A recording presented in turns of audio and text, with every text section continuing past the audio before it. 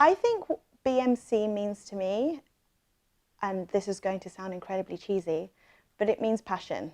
So I remember walking into that office and then wanting to make a change as to what the industry was currently doing, and really being really passionate about the authors that we served, the editors that we helped. And I think that's what's carried on throughout BMC in its whole history.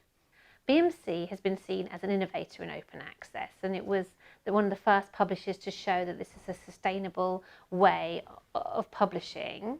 Since then, other publishers have come on board, and it's great to see that open access has been taken up so widely. BMC pioneered the open access model and support for it, for example, with our institutional memberships that allowed authors to publish in open access journals without directly having to pay the APC themselves. Views towards open access have always varied and still do vary between fields. So if you take some scientific disciplines such as genomics or microbiology, they've always been very supportive. If you compare this to some other fields like ecology or chemistry, they were much slower.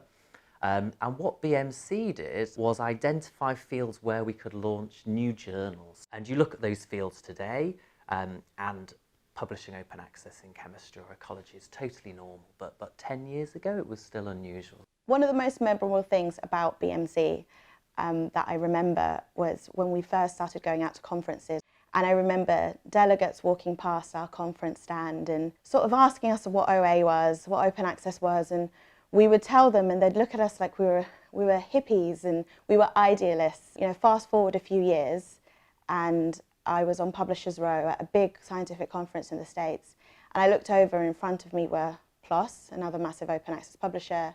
To the side of me were eLife, and I thought, oh wow, if only those people who thought we were idealists and hippie at the beginning could see us now. The biggest contribution to the academic field is proving that open access works.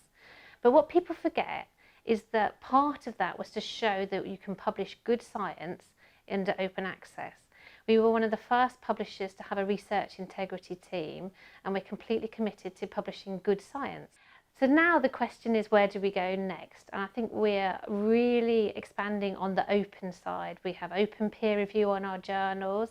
We've recently included In Review, which is a preprint server, and I think we'll do lots more along this line. I really think that BMC will continue to push on open science as well as open access.